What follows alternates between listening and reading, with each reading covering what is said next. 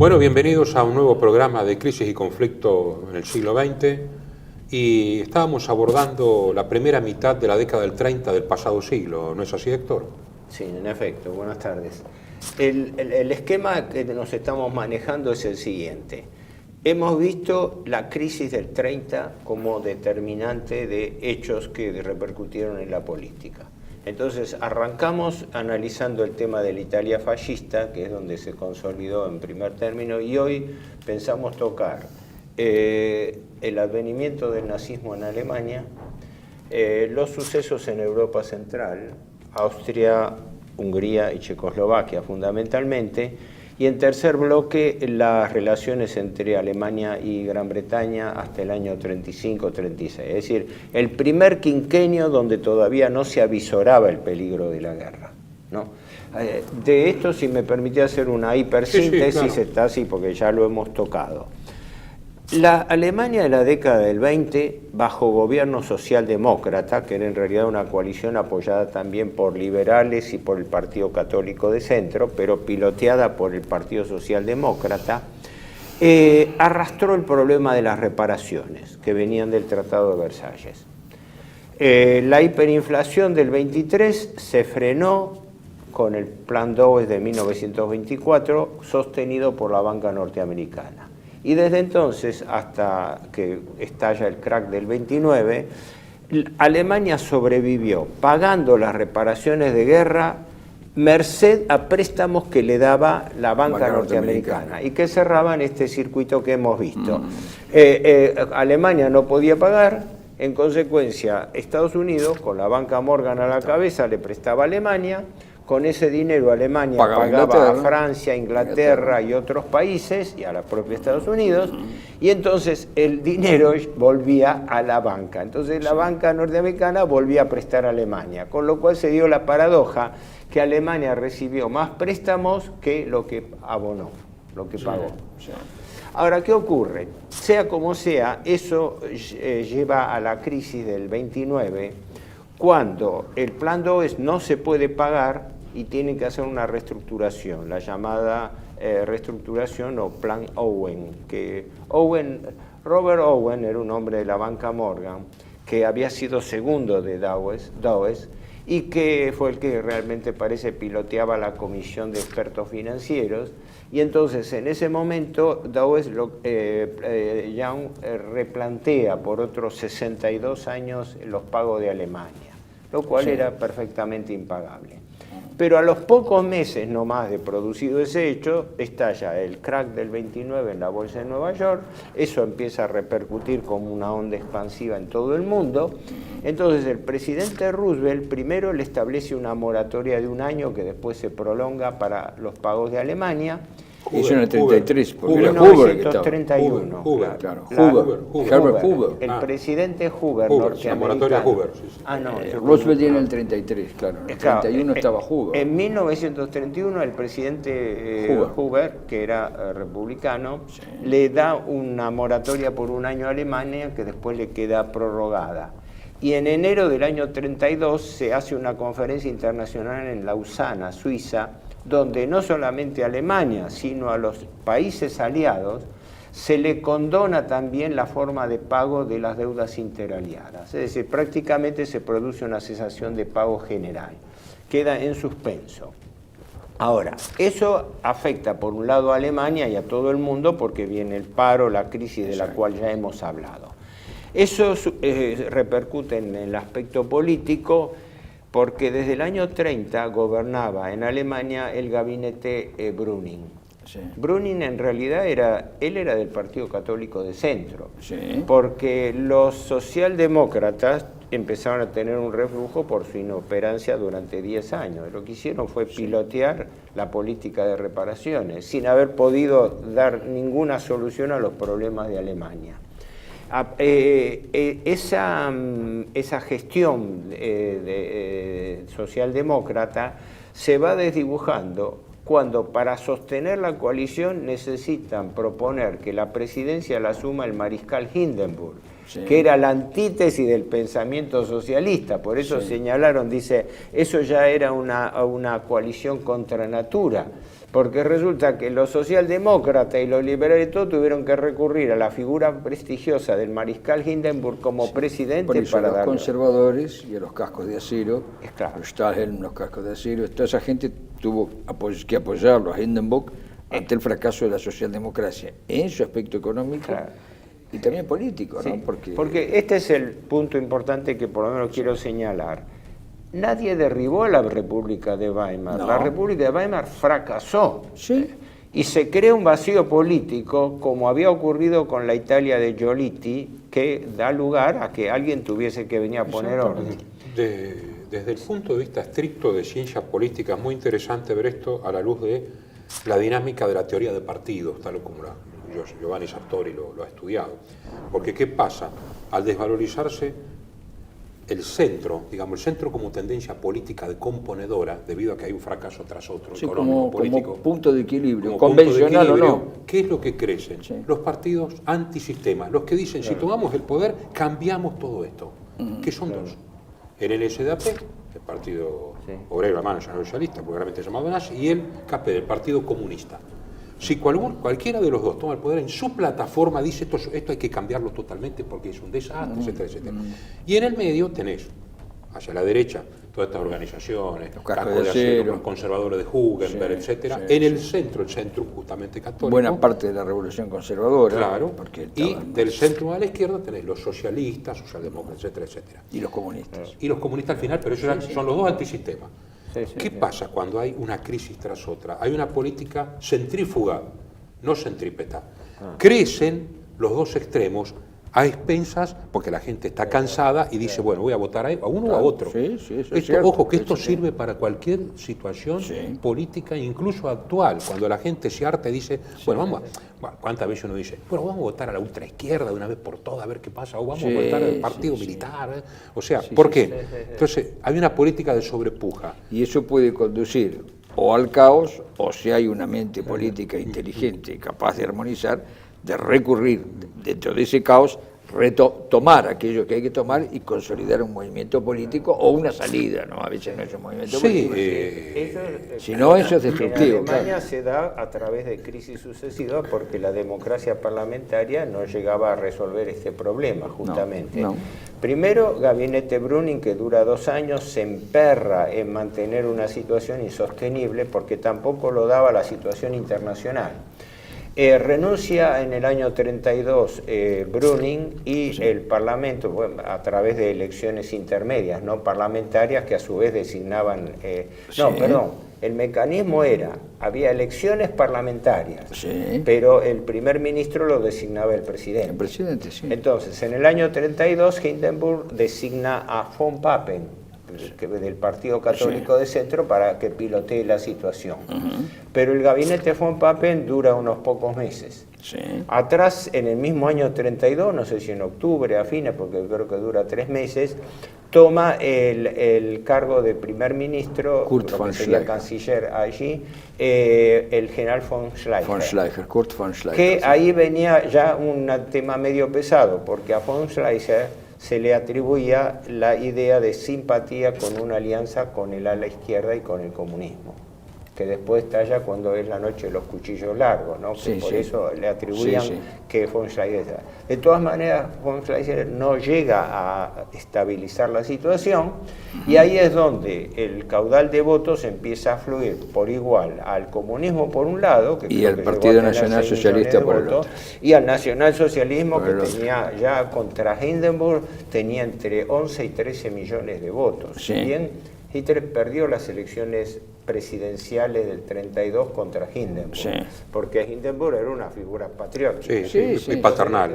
Y segura, en el sentido de lo otro, una cosa nueva, y Hindenburg, que era el hombre que había salvado la situación en el año 18, en fin. Hasta ese momento Hitler no controlaba la situación, patriótica. Estaba pugnando por llegar. Y ahí es donde se dan una serie de cabildeos, que es muy jugoso. Las memorias de von Papen, ¿viste? Un grueso tomo de como 500 páginas, hablan in extenso de cómo fueron las negociaciones, en principio secretas, entre von Papen y Oskar Hindenburg, el hijo de Hindenburg, porque Hindenburg estaba lúcido, pero no estaba en condiciones de manejar los asuntos de Estado.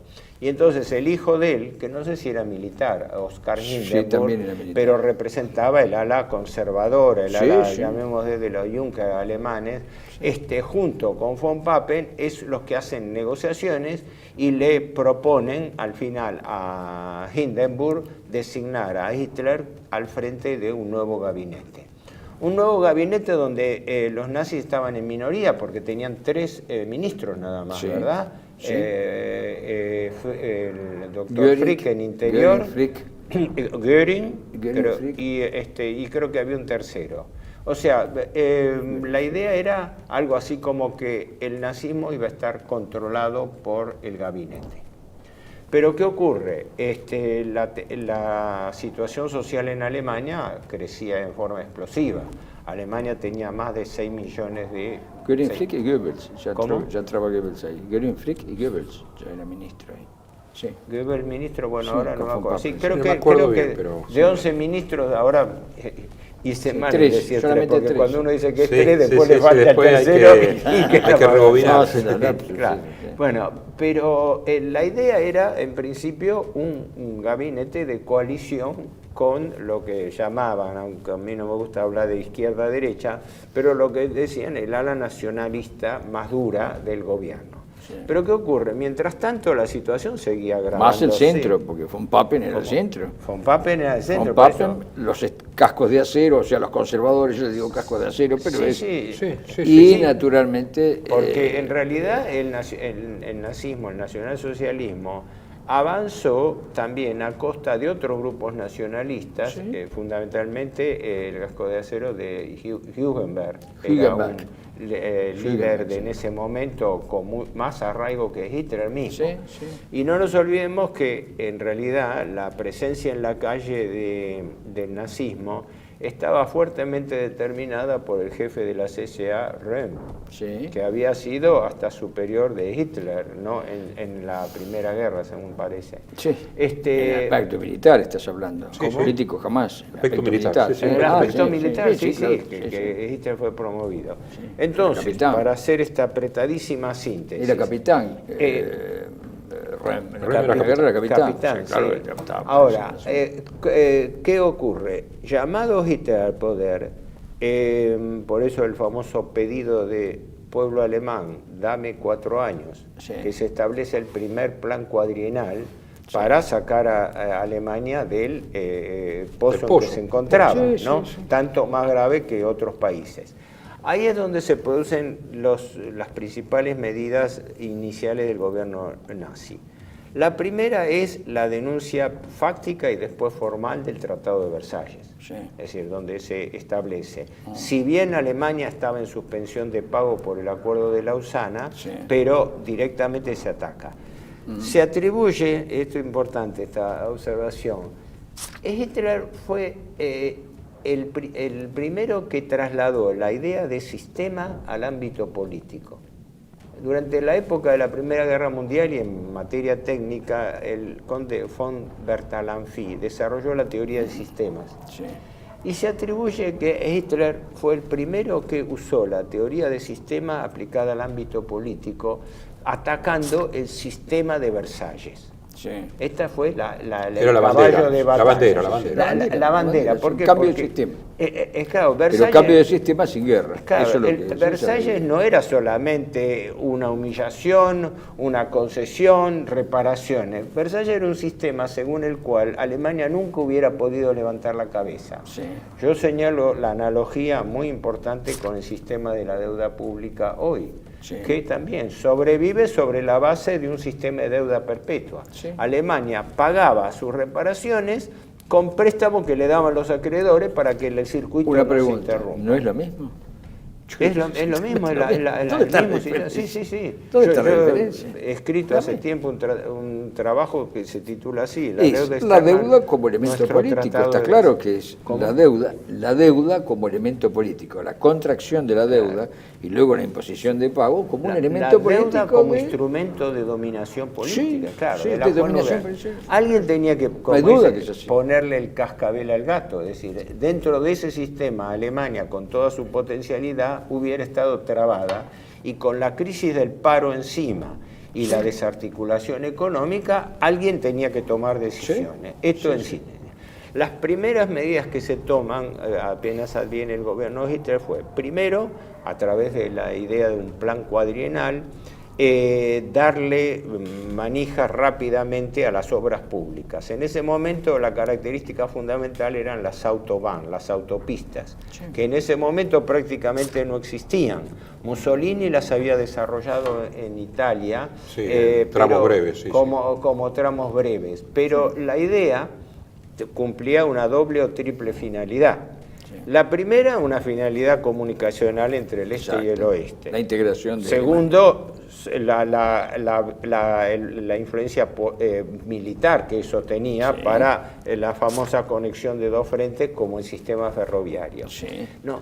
Y después, la ocupación masiva de mano de obra. Porque algunos han dicho, dice, las autopistas fueron hechas pensando en que en los nuevos tiempos estaban mostrando la difusión generalizada del automóvil, de los vehículos a motor, y necesitaban buenas carreteras. Sí, exacto. Y además lo habías dicho antes, de algún modo, el rápido traslado a todas las partes del territorio. Sobre todo en un país de condición mediterránea. Aquí mediterránea quiere decir rodeado por tierra, ¿no? Eso no tiene que ver mal. Por el Báltico, de condición interna, de Hinterland. En esa condición, naturalmente, el país un país así tiene frente en el sur, en el norte, en el este y en el oeste, los 4 puntos cardinales. Entonces, naturalmente, el sistema, la red de comunicaciones, tiene que ser de alta velocidad y que el poder central esté en todas partes. No fue el único. Primero, la reactivación económica general y acelerada. Después, el control del Banco Central, que no nos olvidemos que el plan Does había internacionalizado el directorio del Banco Central. Es como si, ¿verdad? Es decir, pusieron un holandés presidente, un inglés vicepresidente, es decir, internacionalizar el Banco Central emisor de un país. Y ahí que la habilidad de Schacht, que fue considerado el mago de la finanza, y si bien Schacht, como es sabido, no era un hombre del riñón nazi precisamente, un hombre amigo personal y relacionado con Norman Montagu, el presidente de la Banca de Inglaterra, el masón, por su condición. Se lo contrata por una cuestión, a ver si me corregime, sino puramente técnica. Puramente técnica, en el cual él ni siquiera cree en eso y le dicen, bueno, vaya y haga esto, si fracasan la culpa no es suya. Hubo un comentario al respecto diciendo que el que habla de eso es, bueno, Galbraith, el norteamericano, el economista norteamericano Galbraith, que dice que se lo ponderaba a Schacht como el mago de las finanzas, cuando él internamente tenía sus dificultades para llevar adelante esto, porque había que financiar el desarrollo y financiar el rearme. Entonces, de ahí es que la presencia de Schacht fue clave, fue invalorable, porque Schacht utiliza primero las letras OFA, que se llamaban letras de trabajo, que ya las había aplicado en las postrimerías el gobierno de coalición, con el ministro Helfferich, que Helfferich había sido en el año 23 el autor de la idea del marco de Centeno, un marco que tuviese por respaldo no oro, sino bienes de Alemania, que es toda una concepción distinta. Una moneda independiente. ¿No? Una moneda independiente. Mucho de Geseliana. ¿No? Una moneda independiente. Una moneda independiente. Y luego las letras Mejo, que eran letras con las cuales fundamentalmente se financió el sistema de autopistas y el rearme. ¿Por qué? Porque la clave de las letras Mejo, desde el punto de vista militar, era que no figuraban en el presupuesto. Entonces los aliados no se dieron cuenta hasta muy tarde el grado de avance del rearme alemán, porque desde el punto de vista presupuestario, el gasto destinado directamente a armamento aparecía relativamente moderado. Sí. Lo que pasa es que se utilizaba una letra, una moneda paralela, Sí. que estaba auspiciada por la gran industria, porque en realidad Sí. las letras MEFO eran letras que estaban respaldadas, en definitiva, por una sociedad fantasma, pero que constituían todos los grandes monstruos del Ruhr, desde Claro. Thyssen Sí, hasta sí. Krupp y todo. Ahí va. Sí, sí. Entonces, hecho esto, se encara el programa de obras públicas. Las tres patas más importantes del plan cuadrienal, a mi juicio, fueron: la primera, el sistema de obras públicas, porque abarcó no solamente carreteras, ríos y represas que se hicieron, las represas del Ruhr y otras Construcciones. o sea, rubro Gran obras cantidad de públicas. construcciones, obras Segundo, rubro rearme, porque Sí, sí. se puso a la industria a fabricar en gran escala.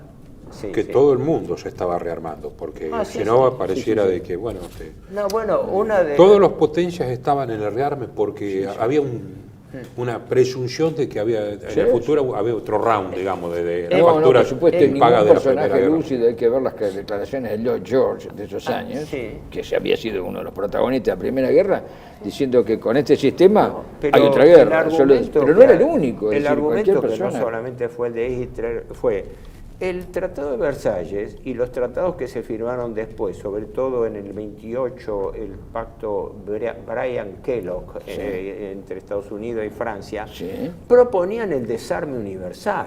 Sí. Pero entonces hay un famoso reportaje que se le hizo a Hitler apenas asumió el poder, donde se le preguntaba si Alemania pensaba rearmarse y Hitler decía que, bueno, que eso estaba, no sé, lo contestaba en forma evasiva, ¿no? Sí. Pero decía algo importante, dice, Alemania no puede permanecer desarmada entre vecinos armados hasta los dientes. Es claro, porque los gastos militares de Francia eran altísimos, Sí. lo seguían Sí, siendo. sí. Tanto Inglaterra, ni Sí. hablar Estados Unidos, como Rusia. todos los países. Y la Unión Soviética también. O sea, y la Unión Soviética con Stalin. Así que eso era. Y la tercera pata importantísima era la economía agrícola. Sí. Porque Alemania apuntaba al autoabastecimiento de alimentos, que era el trauma. Si alguien quedó con traumas históricos fue la Alemania de la hiperinflación del 23. Y el hambre, que el y hambre, el bloqueo, el hambre por la bloqueo. insuficiencia de alimentos. que es la inflación y el hambre fueron los que desfondaron la República de Weimar. Sí, me La acuerdo República de que Weimar se manejaba hablando- con una utopía, mientras tenía un derrumbe económico incomparable, una inflación monstruosa, y el hambre, porque había hambre, ese es el problema. sí. Bueno, eso llevó a... Porque, claro, después de la guerra se habló mucho del milagro alemán de posguerra. Sí. Pero nadie se atrevió a hablar del milagro alemán de la preguerra, que fue como un país que estaba básicamente desarticulado, aunque con su potencial industrial Eso intacto, era ventaja. que vos lo señalabas, ¿no? Pero cómo logró en tan pocos años cambiar la situación. Había 6.300.000, casi 6.500.000 parados, Sí, o sea, desocupados en Alemania. sí, sí. A fines del año 35 no llegaban a 500.000. Sí, sí, En ningún país del mundo No. pudo obtener resultados similares, porque, ¿te acordás que lo hablamos? En las experiencias paralelas del New Deal en Estados Unidos, que fueron en la misma Que época. fracasó. Sin embargo, es claro, el famoso New Deal fracasó porque no solamente no pudo solucionar la cuestión del paro, sino que en el año 37 Estados Unidos tuvo una segunda crisis financiera Qué y curioso, económica. es una pregunta interesante hacerse. ¿Por qué la misma política económica en un lado fracasa y en el otro no? No fue la misma en realidad, ¿no? Muy No, parecida. no Son fue parecidas exactamente en parecida. la movilización La misma, social pero en una de llegó al recursos. éxito y el En otro al ambos fracaso, casos ¿no? se partió de la base de obras públicas. Por ejemplo, en Estados Unidos se encaró el sistema enorme- de la sí, represa del Tennessee, Tennessee. el valle del Tennessee, que fue toda una obra, un complejo que sería Los grandes como... puentes, ¿no? También. ¿Cómo? Los grandes puentes. Sí. En Puentes Chicago, también en desarrollos California. ferroviarios se dieron. Sí, pero el edilicio, una en cosa el año monstruosa. 37 Estados Unidos vuelve a tener otra crisis bursátil, Claro. que es cuando pone en marcha a J. Roosevelt con la misma persona que había puesto Wilson en la Primera Guerra, Sí. el banquero Bernard Baruch, pone en marcha el funcionamiento de la economía de guerra, Sí. que es lo que empieza a levantar la economía norteamericana, Sí. y es lo que, como es sabido, y esto es aceptado por todo el mundo, Estados Unidos no salió de la crisis del 30 por el New Deal. Salió No. por su Sí, embarque en la guerra economía, mundial, sí, que es lo que le da el Sí. empuje de producción increíble que logró Estados Unidos. Después del fracaso del New Deal. porque, En claro, pocos años, después del fracaso del New Deal. claro, Sí, la, sí. la economía de guerra, vos lo has dicho Sí, muy sí. bien. Ahora, si uno quiere sintetizar, es claro, la experiencia nazi fue de una economía de guerra en tiempos de paz. Sí. Tanto es así que hay autores neutros de la época, como el sueco Ackermann, que en ese momento era toda una autoridad en materia de política internacional, Sí. que él señala que eso se consiguió a costa de un sacrificio muy alto, porque los salarios reales en Alemania no aumentaron. No. ¿Por qué? Sí bajaron los impuestos. curiosamente, ¿no? y Los impuestos sí aumentaron bajaron. los O beneficios. corregime si me equivoco, yo no soy economista, pero los impuestos bajaron. Sí, no sé cuánto fue la incidencia. Lo que sí fue cierto es que las condiciones de vida mejoraron. Sí. Porque el Jorge Estado... Mosse mismo, que no puede ser sospechado de simpatía, Jorge Mosse dice que las condiciones en las fábricas para los obreros y todo habían mejorado notablemente, y eso también creaba consenso. Sí, pero mira, no voy a decir, estos dos libros que son de Galbraith. Galbraith era entonces un joven economista ligado al equipo del New Deal, ¿no? En estos dos libros, La era de la incertidumbre y la historia de la economía, él pondera el keynesianismo, lo dice en un momento, dice, en realidad había keynesianos antes de Keynes, dice, porque mientras Keynes estaba escribiendo su teoría general de la ocupación, el interés y el dinero, dice, en Alemania ya la estaban poniendo en práctica hacía 3 años con su plan de obras públicas, mientras Keynes le estaba dirigiendo una nota apelando a Roosevelt para que hiciera lo mismo. Cosa interesante. Sí, era el momento efectivo de la intervención del Estado en la economía, porque Claro. hoy pareciera que es un anatema, ¿no? Sí, que el Estado sí, intervenga en la economía, pero en ese entonces a nivel, en Italia igualmente, digamos, en Japón. Estamos olvidando lo que era el avance japonés. En realidad el Estado ha intervenido siempre en la economía, lo que pasa es que tiene distintas formas de hacerlo. Y cuando no interviene para nada y se pone de costado, entonces el poder se desplaza del Estado a otras cosas. Con una aclaración notable, que esto no me siempre lo son habían para hecho el hace bien común. muchos años. A diferencia de Italia, que Italia reforzó, crea el IRI, el Instituto de la Reconstrucción Industrial, que era el grupo de empresas públicas, que después, durante la República de Salò, preside el ingeniero Agostino Rocca, que fue un virtual ministro de Industria de Mussolini, un hombre muy capaz, que concentraba... Rocca de Tequín. Claro, del grupo Tequín. Ahora, ¿qué ocurre? En Alemania se dio una particularidad. El grado de estatización fue más limitado que en Italia. ¿Por qué? Porque si bien se crearon empresas del Estado, como la IG Farben, ¿no? Se hicieron para cubrir rubros nuevos o para coordinar actividades existentes, que era el déficit que tenía Alemania en productos químicos y farmacéuticos.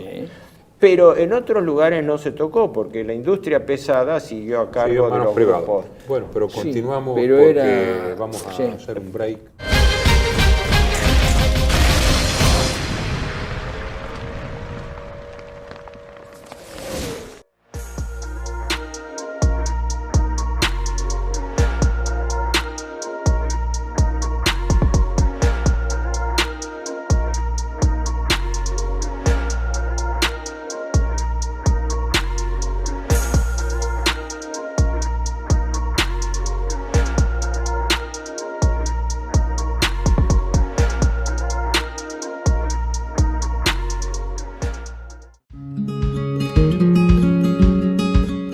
Residencia de Los Ángeles, Es un hogar para adultos mayores habilitado en la ciudad de Buenos Aires, cuyo objetivo es la atención y cuidado de pacientes de la tercera edad. Más de 30 años de experiencia nos respaldan.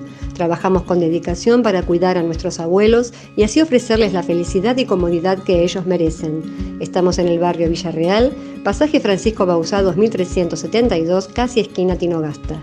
Comuníquese con María al 11 61 70 45 38. Los esperamos.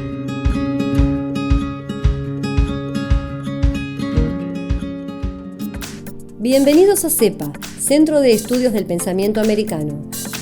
Nuevo sitio web de cursos de formación en política, filosofía, historia, literatura, geopolítica, religión, psicología y más. Cursos de formación que reflejan el verdadero pensamiento americano. Lo invitamos a elegir el curso de su agrado ingresando en www.cepa.la.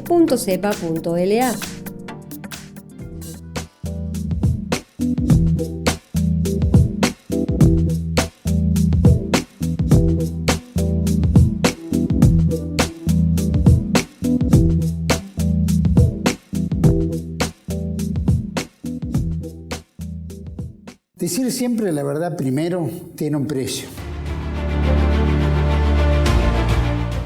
Pero todos los días, en cada programa, en cada reportaje, en cada esclarecimiento, descubrimos que decir la verdad vale la pena. Decir siempre la verdad tiene un precio. Pero cada vez que recibimos tu apoyo, entendemos que seguir luchando vale la pena. Dependemos de tu ayuda. TLB1. Toda la verdad primero.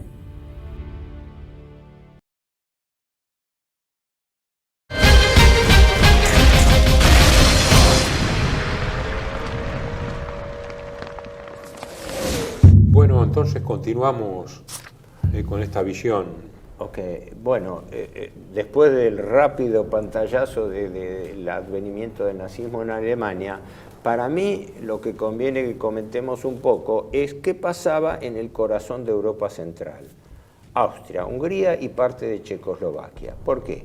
No nos olvidemos que eran el nudo del antiguo imperio austrohúngaro, Claro, y que era la hegemonía de la Europa Central antes de la guerra, ¿no? Sí. Más allá del poder del imperio alemán.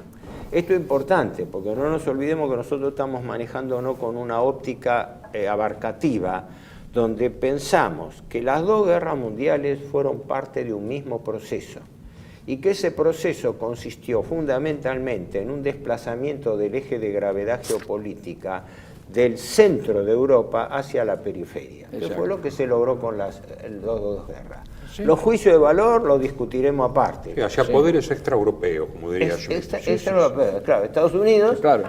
Ni soñar que iba a tener la hegemonía de Europa antes de la Primera Guerra Mundial, porque la doctrina Monroe estaba más hecha para protegerse de la intervención europea en América que... Por eso la doctrina Monroe tenés que agregarle la doctrina Stimson del año 32. Que proyecta la doctrina Monroe a todo el mundo. La frontera está donde están los intereses americanos. Luego, ahora, a ver, ustedes me ayudan porque no todos los temas uno los tiene presente. La situación de Austria era muy peculiar, porque Austria, que quedó reducido a un mínimo de lo que era el imperio, mantenía la hegemonía el Partido Social Cristiano. Y a su vez estaba muy respaldada y muy ligada al fascismo mussoliniano. Tanto es así que las experiencias se acercaban más a la idea corporativa de Mussolini. El Tratado de Versalles con Alemania y el Tratado de Saint-Germain con Austria prohibían expresamente la anexión, el Anschluss, entre Alemania y Austria. Era una condición puesta porque como los dos países eran de lengua y raza alemana, racialmente eran alemanes, y Austria había quedado confinada como un país interior, necesitaba una salida al mar propia, y paradójicamente eran más los austríacos que requerían la unión con Alemania, la unión aduanera, porque les descongestionaba la salida, ¿no? La otra era la salida por Trieste y por la Alianza Italiana. Hay un intento en el 19 que la Sociedad de Naciones lo frena. Exacto, sí. Porque está claro que acá lo que pasa ahí en Europa Central, después de la caída del Imperio Austrohúngaro, es absolutamente claro que es un interés externo, que quiere que eso esté desunido, y que, por supuesto, Alemania quede muy debilitada. Está clarísimo que es eso. Por eso, tanto en lo que quedó del Imperio Austrohúngaro, en la parte austríaca del antiguo Imperio Austrohúngaro, el Partido Social Cristiano es el que más o menos puede tener una cosa por la relación antigua con la monarquía. Pero en Hungría no pasó así. En Hungría fue expulsado el emperador que quería ser rey de Hungría, Carlos I quería ser rey de Hungría y no pudo serlo, se salvó de la revolución bolchevique en el 19, y el resabio de eso fue que Hungría quedó erosionada desde adentro por los mismos hombres liberales que apoyaron a la monarquía en la última etapa de negociación con los aliados de la Primera Guerra. Cuando hizo eso, cuando los liberales son los que después entregan a Hungría a los bolcheviques, y es necesaria una reacción de tipo monárquico quiero decir, adicta al emperador que no estaba más, que había muerto inclusive, al antiguo que es el regente de Hungría. El almirante Horthy no solo expulsó a los bolcheviques, sino que además instauró una especie de monarquía sin monarca. Es decir, él tenía el cargo de regente. Una especie de Franco, regente. La regencia era de un monarca como después lo fue Franco en España. Era más o menos lo mismo, porque él era un regente era el jefe de Estado y regente de Hungría. Es decir, Hungría aspiraba siempre a la monarquía, sola o unida nuevamente con Austria. Las aspiraciones de ese sector eran esas. Por eso, cuando se pasa a la otra parte de Checoslovaquia, que es un enorme rompecabezas, esto es un rompecabezas que esta pieza no coincide, la otra coincide mal, hay que plantear todo esto, llevaría mucho más tiempo el que tenemos. Por eso, lo importante es cuando Wilson se entera de que la República de Checoslovaquia, que él quería que era una unidad, tenía más alemanes en la República Checa que checos. Entonces dijo, pero ¿cómo? Y bueno, lo que pasa es que no sabía geografía, tampoco sabía historia, ¿no? Un poco lo que dijo Churchill de Roosevelt, de Franklin Roosevelt en la Segunda Guerra en Casablanca, cuando dijo, si no sabe geografía y no sabe historia, ¿qué se puede esperar de esto? Pues lo dijo por Roosevelt, lo dijo por Hopkins. No conocía, en el no caso sabía. de Hungría, que bueno, son dos, pero aprovecho a comentar algo importante. Hungría territorialmente, el reino de Hungría, cuando se hace la monarquía dual en 1867, le aportó más territorio que el que tenía la propia Austria, porque los territorios que eran después de la Galicia polaca, eran antes de la Galicia polaca, Checoslovaquia, la Besarabia, todos esos territorios eran de Hungría. Entonces, Hungría se le planteó un problema de posguerra tan grave como Alemania, porque también a través del tratado no el de Saint-Germain, el que se firmó de Neuilly, creo que fue. El tratado de Neuilly, exactamente. Neuilly, que era con Hungría, no. Claro, los recortes eran todos, le recortaron el territorio de una forma extraordinaria. Claro, los recortes territoriales que tuvo el viejo reino de Hungría eran mayores que los de la propia Austria. A expensas de Bulgaria, Serbia, Rumania sobre todo, pero Serbia y Rumania son los que más territorio llevaron. Es extraordinario. Pero eso tuvo una repercusión de que también estaban impuestas reparaciones de guerra contra todos los países. Y a Hungría le cayó la peor cuota, porque como se hacía proporcionalmente a las jurisdicciones anteriores, y Checoslovaquia, que era aliado, nuevo, pero no se hacía cargo de esto, la crisis que se estaban cobrando los impuestos de una casa de 10 ambientes y le habían quedado 2 ambientes, baño y cocina. Claro, le cobraban un impuesto desproporcional a lo que era. Por eso quiero decir, la situación de Hungría desde el punto de vista de la crisis del 30 fue peor todavía que la de Austria, porque la carga pública que tenía, por eso las imposiciones que se le hicieron, que hoy son un calco de lo que el Fondo Monetario exige a los países. Superávit fiscal, que era una forma de decirlo, es decir, plata para poder pagar las reparaciones de guerra, compensaciones, concesiones territoriales, etcétera, que eran graves. Por eso el tema de Hungría daría para sí mismo. Pero no quiero perder el tema de Austria primero. ¿Por qué? Porque en Austria la cosa estaba a los tiros. Claro. Porque el movimiento socialista en Austria estaba muy fuerte y estaba en un estado de rebeldía. Exacto, quisieron hacer en Austria lo mismo que en Hungría. Fracasó porque, Sí. ¿por qué fracasó en Austria? Aparte de esta, tiene muchas aristas. Fracasó, entre otras cosas, porque fracasó Béla Kun en Hungría. Al sí. fracasar Béla Kun en Hungría, y tanto los socialcristianos como los monárquicos, el conde Bethlen y esa gente, vieron no solo ese fracaso, sino que los mismos funcionarios del último tramo del Imperio Austrohúngaro eran los mismos que habían entregado el poder a Béla Kun. Entonces dijeron, no, acá hay algo muy raro, y aparte el apoyo financiero, porque el apoyo financiero se volcó solo sobre la socialdemocracia o sobre el comunismo en Hungría. Entonces, Es claro, eso produjo una... Para hacer un balance, la socialdemocracia fue, a mi juicio, la estructura política funcional al sistema de dominación de las conferencias de París. Porque pulularon gobiernos de tipo socialdemócratas en todos lados, adictos a las potencias occidentales, que manejaron todo el sistema de servidumbre financiera y política. Exacto. Por el el caso efecto de Checoslovaquia fue así Claro. con Masaryk. Masaryk padre, Tomás. Sí, sí. Porque después tuvo Masaryk hijo, que fue canciller, y que después los comunistas lo suicidan tirándolo por la ventana en el año ahí 48. vino Benes. ¿Cómo? Benes, que entendió muy bien cómo Y era la Benes cosa. era el artífice de esa relación con los países occidentales. Exactamente. Pero Y fíjate déjame- que Benes termina siendo el gobierno del exilio en Londres, primero, y Después. segundo, que el efecto, a ver si vos, que sos economista, sostenés esta idea, el efecto de por qué se seleccionó la socialdemocracia es porque la socialdemocracia como ideología, digamos, para nombrarlo de alguna manera, tiene efectos, como se llama, de licuefacción.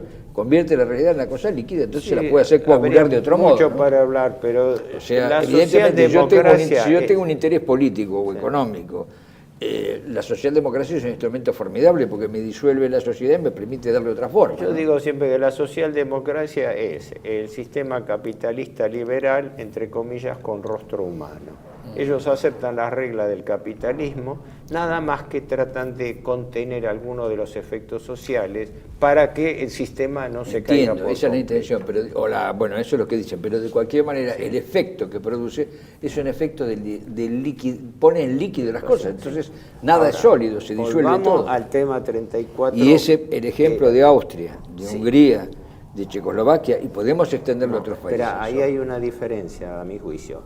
En Austria, el Partido Social Cristiano estaba fuerte. Sin duda. Entonces los socialistas tomaron una posición dura, llegan a la rebelión, que son reprimidos, hubo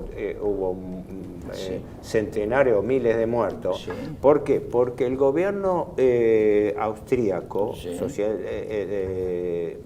social cristiano, ¿no? Sí. Se afirma apuntalado con la alianza de la Heimwehr. Heimwehr, Que estaba sí. presidida por el príncipe Stauffenberg, Que, que era bueno, hay que todo el aclarar que la reducto Heimwehr, conservador. hay que aclarar qué es la Heimwehr. La Heimwehr es la guardia, es una guardia, es un ejército, ¿no es cierto? Sí. Una guardia nacional. Es claro, una guardia nacional. como si Heimwehr, lo dice el nombre, ¿no? eran los Freikorps, pero organizados. Pero organizados y legales Claro. militarmente Ahora, legales, sí. la Heimwehr es apoyatura de los gobiernos de Austria, pero que también no daban pie con bola porque se produjeron sucesivas crisis, porque nadie podía dar respuesta. Esto es una cosa importante a nivel de metodología histórica. Ahora, como vos decís muchas veces, con el diario del lunes, una vez, todos sabemos lo que pasó. Claro. Pero había que vivirlo en ese Sí. momento. ¿Quién le ponía el cascabel al Sí, gato? por eso, pero ¿cuál es el problema? El problema es el siguiente, la población austríaca, lo mismo pasaba en Hungría con ligeros matices de diferencia, la población austríaca no es que perdió la guerra y dijo, por fin viene la república, no, lo querían mucho a Francisco No, José. La fue figura más impuesta. popular, perdón, Sí, figura más popular en Austria y en Hungría, el emperador Francisco José, que se lo veía como un padre de la patria. Es decir, no había, a pesar de los errores que había cometido y de que su gobierno no era, tenía las 4 gomas pinchadas, como me gusta decir a mí, a pesar de eso, era una figura prócer. Basta ir hoy a Viena y ver la veneración que hay a la estatua que está en el parque, la estatua que parece un emperador vencido, como lo fue. Si uno va al Stadtpark en Viena, va a ver la estatua del emperador Francisco José como un hombre vencido. Pero esa es venerada por los austríacos. Hoy, imaginemos en aquel momento. Ahora, por eso se complicaba enormemente este problema. Por eso si la socialdemocracia pensó, o los partidos revolucionarios cualesquiera fueran, tenían que presionar de otro modo, porque la población era adversa a eso. Además, Austria era un reservorio para la Iglesia Católica. Claro, ahí van a poner una energía que no podían poner en otros lugares danubianos.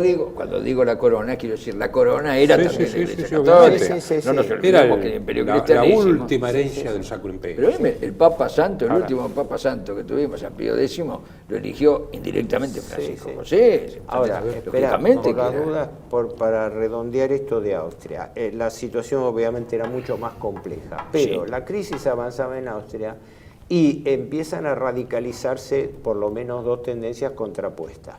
Los socialistas, que son mucho más agresivos y empalmaban también con grupos ya comunistas y todo, pero fundamentalmente organizados con el socialismo por un lado, y después, a partir del año 33, con el triunfo del nazismo en Alemania, empieza todo a manejarse la reivindicación del Anschluss, porque el Anschluss lo pedían fundamentalmente los austríacos por necesidad económica.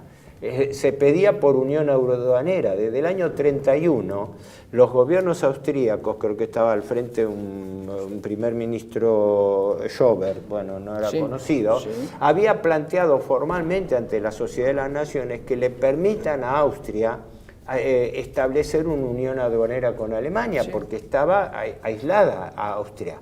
Pero a eso se suma que con el triunfo de Hitler en Alemania ya la cosa toma otra categoría. Ya no es solamente la unión económica que se pedía, ya entra a ser el movimiento pangermano el que empieza a por eso, perdón que vuelvo a poner esto sobre la mesa, es decir, precisamente porque en el estado de licuefacción en que se encuentra todo, obviamente cada uno lucha por aquello en lo que cree, y la base popular, por instinto, se vuelca sobre aquello que le es afín. Ojo, que no era tan así la cosa porque falta un capítulo importante. El gobierno, como decíamos antes, el gobierno austríaco, fuertemente alineado con social cristiano, fuertemente alineado con la Iglesia. ¿Dollfuss estamos hablando?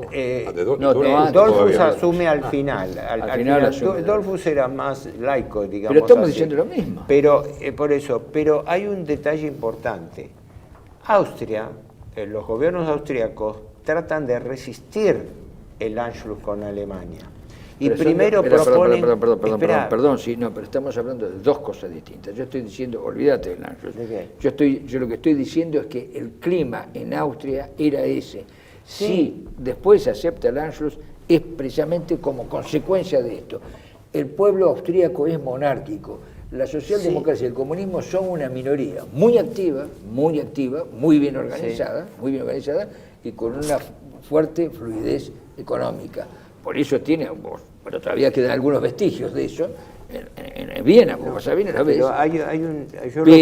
Pero es decir, esa es la mentalidad austríaca, eso es el pueblo austríaco. El pueblo austríaco es así. Los demás son minorías, inclusive el nacionalsocialismo es una minoría. Lo que pasa es que es una minoría que encuentra, digamos, ¿cómo se llama? Una situación muy cómoda con los grupos monárquicos anteriores y con los fascistas. Yo quería ir a un hecho concreto. Pero es con consecuencia de la liquidez política. Los gobiernos austríacos que se suceden tratan primero de hacer el pacto danubiano, con alianza con Hungría y también con Rumania y Bulgaria. Y se apuntalan en el fascismo italiano, que Mussolini, por eso cuando asume Dollfuss, ¿no? Que Dollfuss se transforma en un dictador de hecho por plenos poderes. El Dollfuss hasta era amigo personal de Mussolini, ¿no? Y la apoyatura de Mussolini a Dollfuss, digamos, era contra la influencia alemana en ese momento. En ese momento Esta es la gran paradoja. Por eso cuando se hace el atentado, que lo hace un grupo nazi contra Dollfuss... Otto Planeta se llamaba. Otto Planeta. Otto Planeta, que después lo fusilan, ¿no? Que es un golpe de Estado que, según parece, no tenía por finalidad matarlo a Dollfuss, sino obligarlo a renunciar para que aceptase un gobierno de coalición y con ese gobierno de coalición pactar en Múnich, porque los austríacos consideraban que Múnich era el centro de inteligencia de los nazis austríacos que venían Quiero hacer creciendo. una pequeña observación. Sí. Es decir, creo que el asesinato de Dollfuss es algo que habría que mirarlo, hacer un revisionismo minucioso de eso en algún momento, muy similar al asesinato de Calvo Sotelo. Es decir,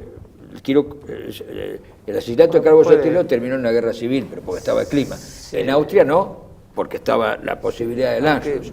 Pero el asesinato de Dollfuss y el de Calvo Sotelo parecen dictados por algo que no... Pero el tema de fondo es este. En el año 34 también, Hitler tiene una conferencia, la primera conferencia que tiene con Mussolini en Venecia. Y parece ser que uno de los temas que fue era pedirle a Mussolini que pare la mano de ayuda a Austria porque la presión alemana con respecto a forzar el Anschluss venía fuerte. Ahí es donde se produce el primer entente Mussolini-Hitler, porque hasta ese momento los intereses italianos estaban enfrentados con los alemanes. Bueno, los hechos posteriores no se decidieron enseguida, se decidieron recién en el año 38. Pero quiero decir que el gobierno social cristiano se fue radicalizando, porque cuando matan a Dollfuss, eligen al presidente Miklas, y Miklas designa como primer ministro a Schuschnigg. Y Schuschnigg era un tipo jugadamente contrario a la unión con Alemania, ¿no? Que después tiene que aceptarla en el 37, lo vamos a ver más adelante, ¿no? Pero no sé si fuimos un poco confusos ante los espectadores, pero... Es que es confusa la situación. Confusa la situación, pero era importante resaltar esto, tanto de Austria como secundariamente de Hungría, para volver siempre a la idea eje. La Europa del 30, del primer quinquenio del 30, no era una Europa idílica, turística, era una Europa donde había una crisis social, política. Frente Popular en Francia, Frente Popular en la República, en toda Europa era generalizado, huelgas en Gran Bretaña. Es el resultado de la Primera Guerra. La hecatombe que provocó la Primera Guerra provoca todas estas cosas. Eso, todas estas lo hemos mencionado, acaba de mencionarlo Horacio, el Frente Popular en Francia, que lo hacen antiguos comunistas. Es decir, perdón, el Frente Popular no, perdón, el Partido Popular francés, que lo hacen antiguos comunistas. El PPF, Es decir, el mismo Frente Popular. Esta situación de polarización se produce en toda Europa, y eso se produce porque el eje de Europa ha sido el eje en el sentido de cuál giran las situaciones. Si vos le sacás el eje a un automóvil, se va para cualquier lado. Sacale el eje y vas a ver. Todo tenía una causa madre, que los tratados de paz impuestos en la Conferencia de París fueron contra natura de la realidad europea, tanto étnica, política, cultural, social, y determinaron un hecho nuevo, la irrupción de la influencia norteamericana en Europa, cosa que era impensable antes, porque, insisto... O sea, consecuencia de la Primera Guerra, la destrucción de una Pax Europea. La Pax Europea, deseada por Metternich en 1818, después de la caída de Napoleón, no se pudo concretar por las distintas revoluciones, no pudo coagular, lo intentó, pero no pudo coagular. Y el golpe mortal se lo da la Primera Guerra, donde se destruye la Pax Europea. No hay Pax Europea. Entonces aparecen todos estos movimientos. Y como paréntesis, también tenemos que añadir el tema de un Japón con destrato, cuando pide a la Sociedad de Naciones que sea el mismo trato a las potencias amarillas, se le ríen en la cara en el 19, 20, cuando presenta los puntos, se le ríen en la cara, y cuando empiezan a apretarle la economía y que provoca esto, una radicalización del ejército y de las Fuerzas Armadas en Japón. Es todo igual. También el reproche italiano del incumplimiento claro, del incumplimiento de preguerra. Sí. Por eso, acá estamos analizando... Todo eso es fin de la Pax Europea. Claro, yo digo, todo esto forma parte de un problema central. El desajuste, contra natura, que se estaba dando porque ya estaban interviniendo fuerzas en el plano europeo que distorsionaban el destino de los estados. Paradójicamente, los 14 puntos de Wilson afirmaban la constitución de nuevos estados según el principio de las nacionalidades, y resulta que en lugar de afirmar estados nacionales de base étnica, hicieron con Yugoslavia en primer lugar y parte de Polonia, Checoslovaquia, etcétera. Y todo eso es lo que se va desarmando de a poco. Por eso digo que el primer quinquenio del 30 fue todavía en la primera etapa pacífica, donde todos estos problemas irresueltos se iban a terminar radicalizando. En Medio Oriente, con compás entre ingleses y franceses, claro, a despecho de lo que le habían prometido a los árabes. Claro, exactamente. Miremos las fronteras, eso ni lo mencionamos en ese momento, pero la epopeya de Lorenz de Arabia y demás, Lorenz de Arabia queda asustado cuando ve que ha servido a que el mapa de los países árabes se traza con compás, una regla que pasa por la mitad de esta mesa, este vaso queda acá, esto queda acá, un pedazo de brazo queda acá. Claro, desmembramiento del Imperio Otomano multiplica los problemas. Multiplica los problemas porque crea potencialmente un conflicto que basta activarlo en el momento que se necesita y se derrumba todo.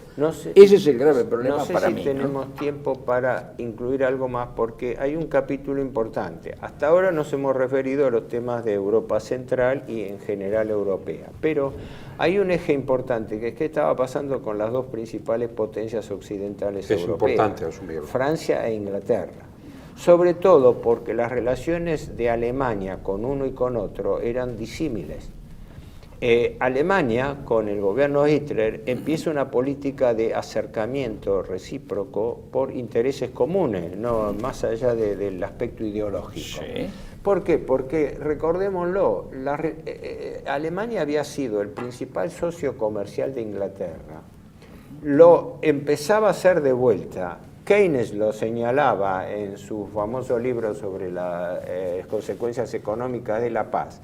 Y los intereses británicos, en principio, no estaban contrapuestos a un orden en Alemania, porque si no había orden en Alemania, Keynes llegó a decirlo, dice las reparaciones a Alemania, dice, nos están costando desocupación en los astilleros de Glasgow, donde ahora se ha hecho... Y no querían repetir la competencia de armamento, de acorazados, etcétera, de la preguerra. Claro, entonces la habilidad en ese sentido del gobierno de Hitler fue no solamente no ir a un enfrentamiento con Inglaterra, sino todo lo contrario. Por supuesto, tanto es así que en el año 35 se firma el acuerdo naval, por el cual Alemania, que ya estaba en principio en el programa de rearme, acepta que su flota de guerra sea el 35% de la flota británica. Una concesión muy importante porque había una anarquía en el mundo. En el año 1922 se había firmado, creo que en Génova, el Acuerdo Internacional Naval que regulaba las flotas del mundo, que afectaba también a Japón. ¿no? Claro, que después se ratifica en Washington y a Japón se irá la excluye. Claro. Y entonces, ¿cómo habría que enfocar estos acuerdos? ¿Dónde está la madre de estos acuerdos? La matriz. ¿De qué cerebro político sale? Si entramos a hacer consideraciones, yo separo la descripción de los hechos, los comentarios iniciales de la profundización. El mundo se rige por una estructura de poder y después de la Primera Guerra Mundial quedó definida una estructura de poder. Ojo, una estructura de poder financiero, político y militar a la vez. Claro, ¿Dónde se ve esto? Es en algo que muchas veces no se contempla, que es el pacto Samuel Joire-Pierre Laval. El pacto del 36, fin del 35, cuando dicen vamos a contentar a Italia, vamos a permitir una partición en Abisinia, Etiopía-Abisinia, a condición de que termine la guerra en ese lugar, porque complica el canal de Suez, etcétera, etcétera. Exacto. Lo denuncia la prensa inglesa y la prensa francesa. Y se arma un tole-tole interno que tiene que renunciar. Samuel Horrocks después fue embajador en España. Sí, Claro. renuncia, tiene que renunciar, y el gobierno francés también. Bueno, a Laval lo llaman y le dicen, pero ¿qué es esto? ¿De la espalda de la Sociedad de Naciones?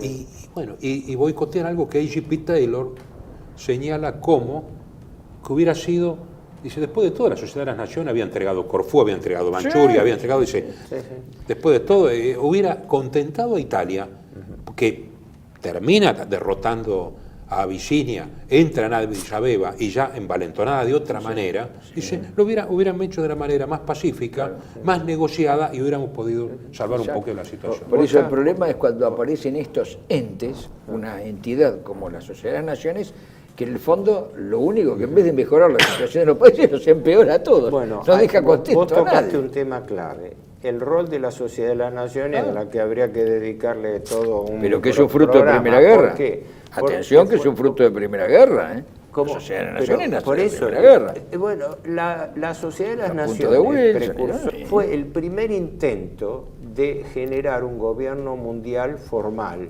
¿no? O de ser una superestructura de conducción internacional global en su momento. Que eso es lo que se empieza a desarticular por toda la presión que empiezan a tener el desarrollo de las naciones, de los Estados-naciones europeos, efectivamente. Claro, Por pero eso- conviene que señale, sí está bien, ¿no? El desarrollo natural, porque es el crecimiento natural de los países crecen naturalmente, y acá aparece un lecho de Procusto que le dice, no, ustedes tienen que crecer de tal manera y usted no puede tener... Pero además Y ahí que empieza a crear el era un problema, esbozo porque- en relación a Naciones Unidas, no Es estaba contra tan natura, ¿no? estructurado, tan formalizado, por eso Schmitt era un dice, es un esbozo, hotel, dice, Sí, cualquiera puede entrar y salir cuando Exacto, quiere. exacto. Sí, yo digo, yo digo la hipótesis última. Claro, naturalmente, como tiene Carlos Schmitt razón, era un hotel en ese momento, se reunían y hablaban pavadas. Sí, pero, sí, sí. pero, ojo, esas pavadas después traían consecuencias cuando coagulaban en Ahora, leyes. Ahí te das cuenta. Vamos a eso, ir ¿no? redondeando. porque- redondeamos esto porque el capítulo de las relaciones entre Alemania e Inglaterra es muy importante, pero no nos va a dar los No, además lo tiempos. vamos a retomar cuando empecemos a hablar del acuerdo de Múnich y todo eso. Claro, porque ahora esto, digamos, sería para completar el panorama del primer quinquenio, que todavía las cosas estaban, entre comillas, tranquilas desde el punto de vista de tensiones internacionales, hasta, digamos, el año 35, que fueron estos, cuando se, volviendo al tema de Austria, cuando se radicaliza la posición del gobierno social cristiano, se produce el asesinato de Dollfuss, pero se endurece la posición austríaca con Schuschnigg. Entonces ahí es donde, como quien dice, Alemania presiona a Hitler, a Mussolini, para que le suelte la mano a Austria y permita el Anschluss. Pero eso es lo que vamos a ver. Claro, en la el situación de próximo Kurt von programa. Schuschnigg en Austria es lo que los franceses llaman la voie de garage, o sea, un callejón sin salida. Evidentemente, cuando uno la ve, cuando uno la configura, es un callejón no sin salida. podía Bueno, sostener. será hasta el otro programa. Ok.